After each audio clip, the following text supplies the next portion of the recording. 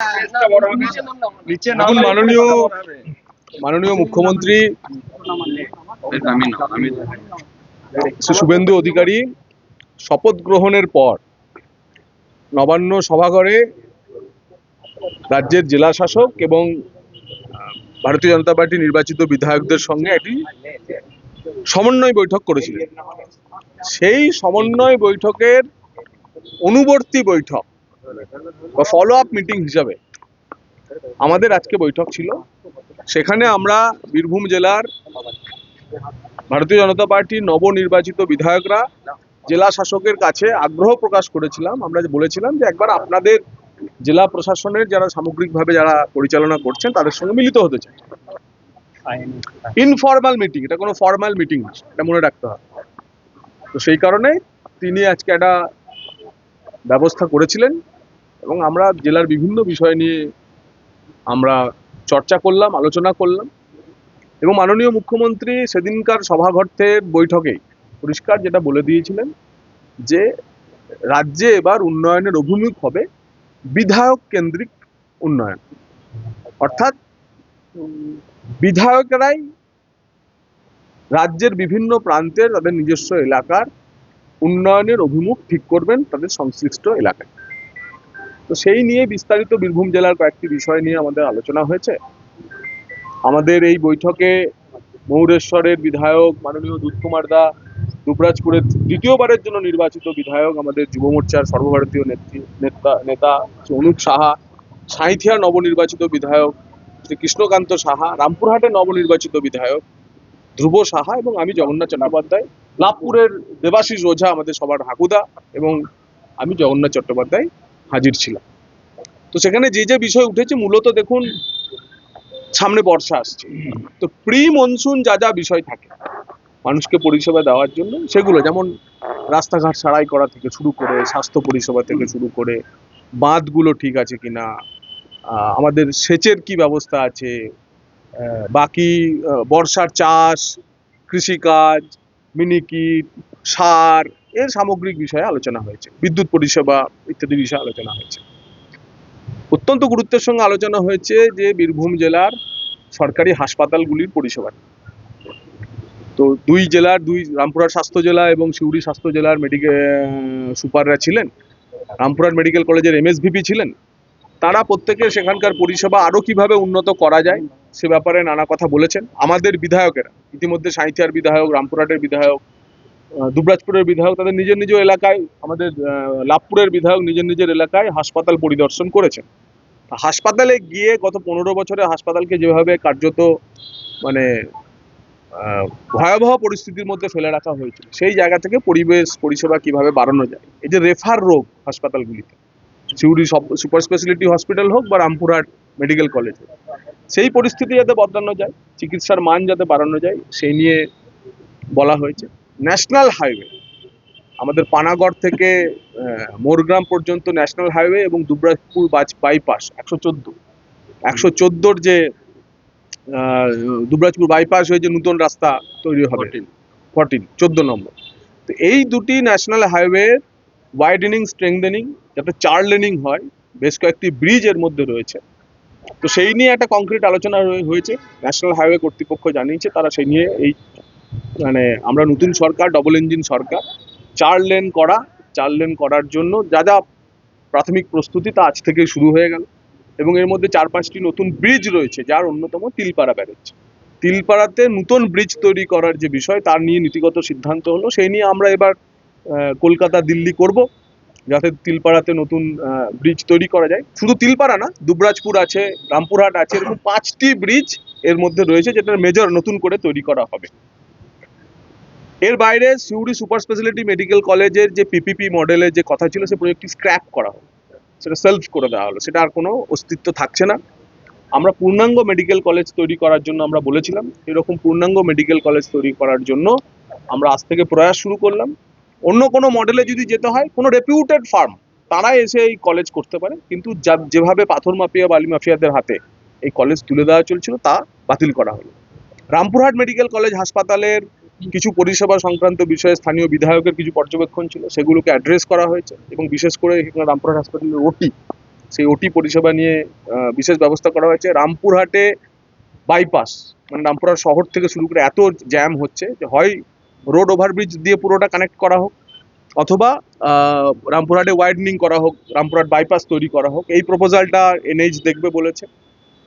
আমাদের আবদারপুর যে আরবি, সেই আবদারপুর আরবিতে যে রেল লাইনের উপরে যে গার্ডার বসার কথা, তার অ্যাপ্রুভাল চলে এসছে। সেইটা দ্রুত আর ৩-৪ মাসের মধ্যে সেই কাজও সম্পূর্ণ হয়ে যাবে। সেই কাজটা নিয়েও একটা চূড়ান্ত সিদ্ধান্ত হয়েছে। এবং এর পাশাপাশি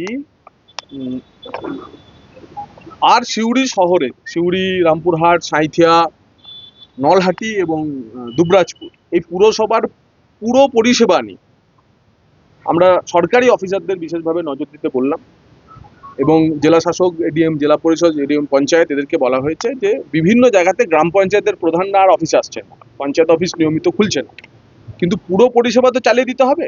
তাই সরকারি অফিসাররা, পঞ্চায়েত সমিতির ক্ষেত্রে এক্সিকিউটিভ অফিসাররা এবং অন্যান্য ক্ষেত্রে নির্মাণ সহায়ক, পঞ্চায়েত সেক্রেটারি, তারা উদ্যোগী হয়ে পঞ্চায়েতের পরিষেবা চালু করবে।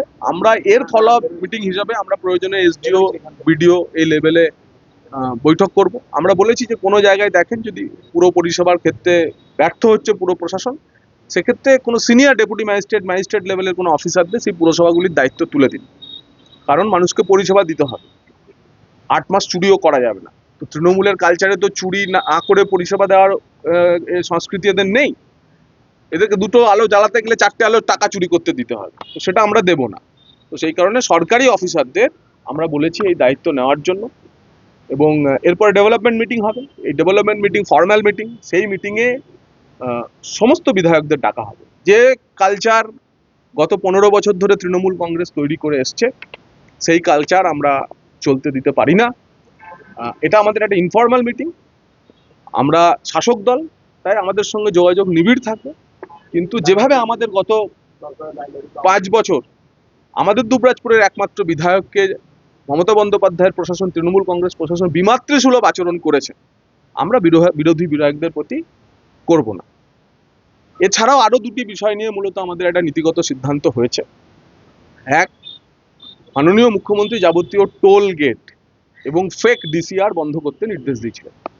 আজকে আমরা সিদ্ধান্ত নিয়েছি যে আজকে আমাদের বীরভূম জেলাতে সরকার ডিসিআর তুলবে এবং সেই চেক গেটগুলিতে শুধু ল্যান্ড ডিপার্টমেন্টের অফিসার থাকবে না, ল্যান্ড, পুলিশ, এমভিআই এবং ম্যাজিস্ট্রেট, এই 4টি দপ্তর মিলে একসাথে বসে মাইকে ঘোষণা করে যে সরকার এখান থেকে ডিসিআর কালেকশন করছে, ঘোষণা করে ডিসিআর কালেকশন হবে।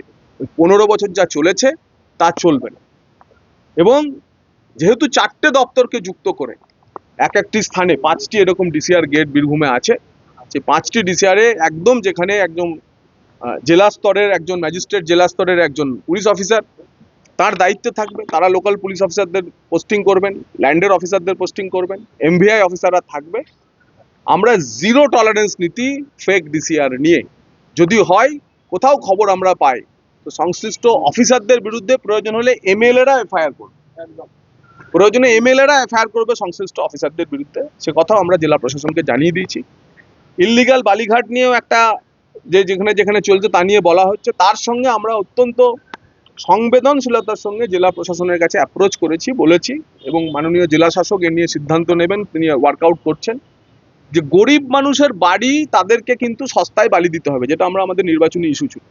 যে বাংলার বাড়ি পেয়েছে সেখানে 5,000 টাকা, তার পাশের বাড়ি, পাশের গ্রাম মৌরাক্ষী নদী থেকে, দ্বারকা নদী থেকে, অজয় নদী থেকে বালি তুলছে, তাকেও 5,000 টাকায় বালি কিনতে হচ্ছে।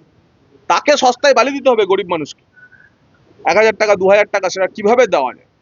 তো আমাদের জেলা প্রশাসন জানিয়েছে মুরারও এরকম একটা তারা পাইলট করেছেন, তাতে সাকসেসফুল ছিল, এবং বীরভূম এটা নিয়ে একটা মডেল হোক যে গরিব মানুষের বালি, সস্তায় বালি জেলা প্রশাসন ব্যবস্থা করবে, তারও একটা মেকানিজম ওয়ার্কআউট হচ্ছে।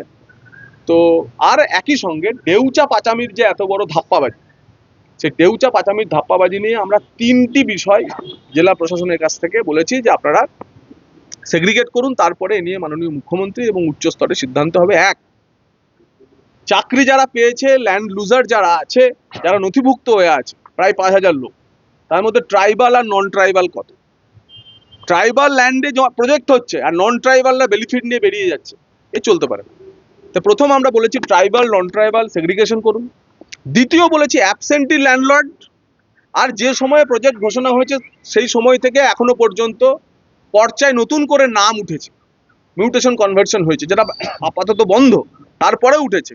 তো এই অ্যাবসেন্টি ল্যান্ডলর্ড আর হঠাৎ করে পর্চায়, হঠাৎ করে মিউটেশন, হঠাৎ জমিদাতা, এই হঠাৎ জমিদাতাদের তালিকা তৈরি করুন। আর যারা কাজ পেয়েছে তাদের মধ্যে কতজন স্থানীয়, পাট্টা, বিশেষ করে পাট্টার মাধ্যমে যারা কাজ পেয়েছে তাদের মধ্যে কতজন স্থানীয় আর কতজন কলকাতা, বর্ধমান, হুগলির লোক পাট্টা পেয়ে এখানে চাকরি করছে, তার 3টে তালিকা তৈরি করুন।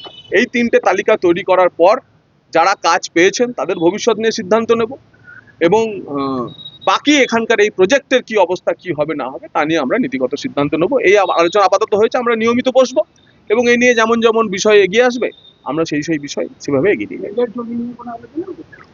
যে কোনো ধরনের ল্যান্ড অ্যাকুইজিশন নিয়ে আমরা বলেছি যে যেখানে যেখানে যে প্রজেক্টগুলো নিয়ে আমাদের এগোতে হবে, যেহেতু আজকে রেল কর্তৃপক্ষ ছিল না সেই জন্য রেল নিয়ে আমরা আজকে কোনো আলোচনা করিনি। আজকে যেহেতু জেলা প্রশাসনের সঙ্গে বৈঠক, জেলা শাসক নিয়ে, এবং হ্যাঁ, উন্নয়নের জন্য জমি কোনো সমস্যা না, আমরা বলেছি যেখানে যেখানে প্রয়োজনে বুলডোজার নামিয়েও জমি নিতে হবে, কোনো অসুবিধা নেই। এবং রেলকে নিয়ে আলাদা জেলা শাসককে আমরা বলেছি যে রেলের বিভিন্ন যেমন সাঁইথিয়া বাইপাস আর সামান্য জমির জন্য আটকে আছে, সিউড়ি প্রান্তিক রেলওয়ে, রাজনগর, এগুলো নিয়ে আমরা পরবর্তীকালে রেলকে ইনভলভ করে আলাদা বৈঠক করব। সেক্ষেত্রে ল্যান্ড ব্যাংকের কি অবস্থা রয়েছে, যেটা আগের সরকার বারবার বলতো যে তাদের ল্যান্ড ব্যাংক তৈরি আছে, ল্যান্ড ব্যাংক তৈরি আছে বলছে। আগের সরকারের ল্যান্ড ব্যাংকে জল ঢুকেছিল, আমাদের এখন সেই জলও বার করতে হচ্ছে এবং নতুন করে ব্যাংকও তৈরি করতে হবে।